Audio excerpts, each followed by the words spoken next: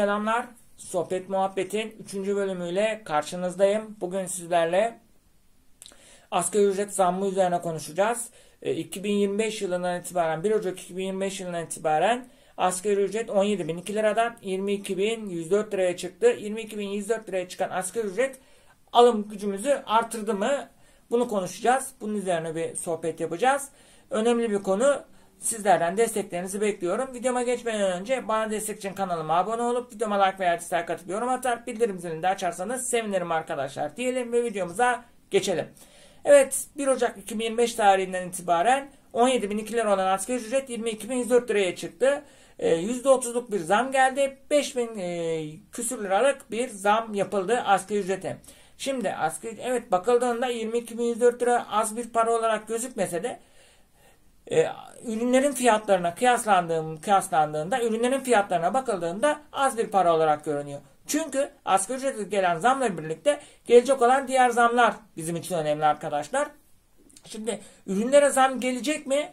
Bunu merak ediyoruz. Tamam, ürünlerin fiyatlarına indirim gelmese bile zam gelmediği takdirde bir şekilde insanların alım gücü az da olsa artabilir. Yani iki ürün, mesela salatalık aldığında 2 tane alıyorsa 3 tane alabilir. 3 tane alıyorsa 4 tane alabilir. Yani yarım kilo alıyorsa yarım kilodan 1-2 tane fazla alabilir. Yani bu konuda bir alım gücü ufak da olsa artabilir. Ama alım gücünün artıp artmaması da ürünlere gelecek olan zamlarla belli olacak. Ürünlere zam gelecek mi?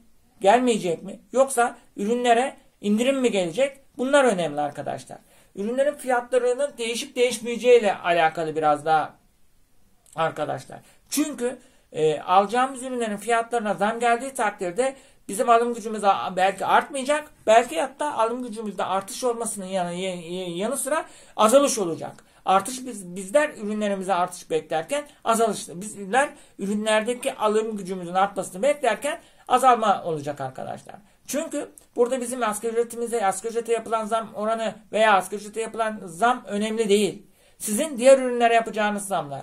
Yani ürünler derken burada ayrım yapmıyorum. İşte giyime, ısınmaya, barınmaya, işte eğlenceye, eğitime, sağlığa, ne aklınıza gelebilecek bütün sektörlere harcanılan paralardan, harcanılan masraflardan bahsediyorum. Yani ben burada alım gücü derken arkadaşlar masraflar olarak bakarım. Gerekli ürünler olarak bakarım. Mesela alacağımız telefonumuzu değiştirmemiz. Bu bizim kendi isteğimizle olan bir şey. Ama elektrik faturasını ödememiz veya pazardan meyve sebze almamız bizim temel ihtiyaçlarımıza göre ben bunu söylüyorum. Yani temel ihtiyaçlarımıza göre bunu söylüyorum arkadaşlar. Temel ihtiyaçlar üzerinden bakmak gerekiyor. Kendi zevklerimize göre yapacağım şeylere bakmamak gerekiyor. Mesela tatile çıkmak. Bu insanın kendi zevkine göre yaptığı bir şeydir ama dediğim gibi bir market ihtiyacı, bir ekmek alması mesela bunlar kendi temel ihtiyaçlarıdır arkadaşlar. Bir hastalandığında ilaç alması, hastalandığında hastaneye gitmesi veya bir iş görüşmesine giderken ulaşım için harcadığı para veya bir bayram alışverişine gittiği zaman yapacağı ulaşım masrafları, bunlar temel ihtiyaçlardır. Temel ihtiyaçlar üzerinden baz almak gerekiyor. Şimdi herkes gelecek zamları bekliyor arkadaşlar. Çünkü asgari ücretle birlikte zamların geleceği tahmin ediliyor, düşünülüyor. Ben de asgari ücretle birlikte zamlar geleceğini düşünüyorum. Bakacağız zamlar gelecek mi? Önemli olan konu burada ürünlere zamların gelip gelmeyeceği. Evet, bizim için önemli olan bu. Şimdi arkadaşlar 3 ise ürünlerin fiyatı 5 olduğunda, 5 ise 7 olduğunda, 7 ise 8 olduğunda bizim alım gücümüz artmayacak. Hatta tam tersine azalacak. İnşallah zamlar gelmez. Ben indirim de gelmesini istiyorum. Tamam, indirim de yapmayın ama zam da yapmayın. Fiyatlar artmadığı takdirde en azından ufak da olsa alım gücümüz artacak. Tabii ki burada asgari ücretle birlikte alım gücünün artacağını düşünenler ne şekilde bunu söylüyorlar? Onu da bilmiyorum. Ben şu anda alım gücümüz artacak da demiyorum. Alım gücümüz azalacak da demiyorum. Bekleyelim. Ürünlere gelecek olan zamlar mı olacak yoksa indirimler mi olacak? Bunu görerek alım gücümüzün artıp artmayacağına karar vermek gerektiğini düşünüyorum. Herkes şimdi bir alım gücümüz artacak diyenler var. Artmayacak diyenler var. Asgari ücret zammından memnun olanlar var. Memnun olmayanlar var. Bunlara bakacağız arkadaşlar. Asgari ücret zammının asgari ücret zammı ile birlikte 17.002 lira olan asgari ücretin 22.104 liraya çıkması bize yetecek mi yetmeyecek mi? Bunu bize zaman gösterecek. Şimdiden hani yeter yetmez demek doğru olmaz. Şimdiden bir net karar vermek, net bir şeyler söylemek doğru olmayacaktır. Bekleyelim, görelim diyorum arkadaşlar. Artık dün yaptığımız şeyler artık yapamaz hale geldik. Çünkü dün sinemaya giden arkadaşlarımız artık sinemaya gidemez oldular. Dün maça giden arkadaşlarımız maça gidemez oldular. Dün kafelere oturmaya giden, dışarılarda yemek yemeye giden arkadaşlarımız bunları yapamaz hale geldiler. Çünkü fiyatlar artıyor. Bir sinemaya gitmek 150-200 liradan başlıyor en kötü bilet fiyatları.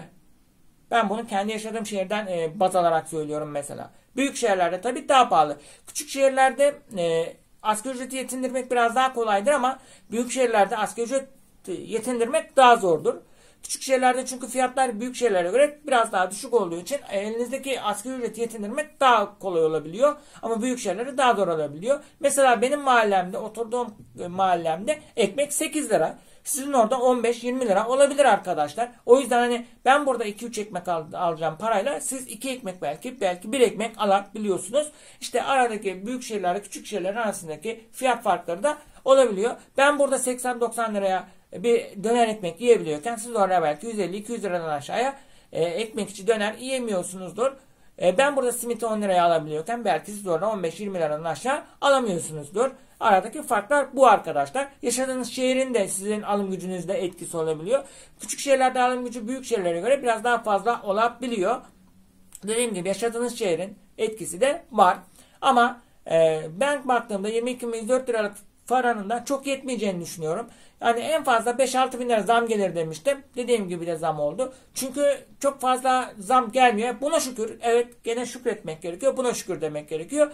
Yapacak bir şey yok ama alım gücümüzün artıp artmayacağını da ürünlere gelecek. İşte doğalgaza, işte elektriğe, suya gelecek zamlar, meyve sebze fiyatlarına gelecek zamlar, ulaşıma gelecek zamlar, sağlık masraflarına gelecek olan zamlar, ne bileyim arkadaşlar, benzin fiyatlarına gelecek olan zamlar, giyecek kıyafetlere gelecek olan zamlar, berber fiyatlarının artması, kuaför fiyatlarının artacak olması, balık fiyatlarının artacak olması, ne bileyim et fiyatlarına gelecek olan zamlar, sigara fiyatlarına gelecek olan zamlar olursa tabii ki bunlar şimdi hani gelecek demiyorum. Gelirse alım gücümüz de düşüş olacak. Bunlara indirim gelebilir mi? Tabii ki bunlara indirim de gelebilir. Fiyatlar düşüş olursa alım gücümüz daha da yüksek artar. Ama en azından zam gelmesi yerine hiç indirim gelmemesindense zam da gelmesin. Fiyatlar olduğu gibi kalsın. Alım gücümüz ufak da olsa artsından yanayım. Bakalım bizim için hayırlısı neyse o olsun diyorum. Allah bizim yardımcımız olsun. Çünkü şu şartlarda, şu devirde geçinmek zor. Her şeyin fiyatı o ateş pahası olmuş. Bakalım bundan sonra neler olacak göreceğiz. Sizce 2025 yılına girmiş olmamızla birlikte 22.104 liralık asgari ücretle alım gücümüzde artış olur mu? Görüş ve düşüncelerinizi yorumlara yazarsanız sevinirim. Bir videonun daha sonuna gelmiş bulunmaktayız arkadaşlar. Bir sonraki videoda görüşmek üzere. Allah'a emanet olun. Kendinize dikkat edin. Seviliyorsunuz. Allah'a emanetsiniz.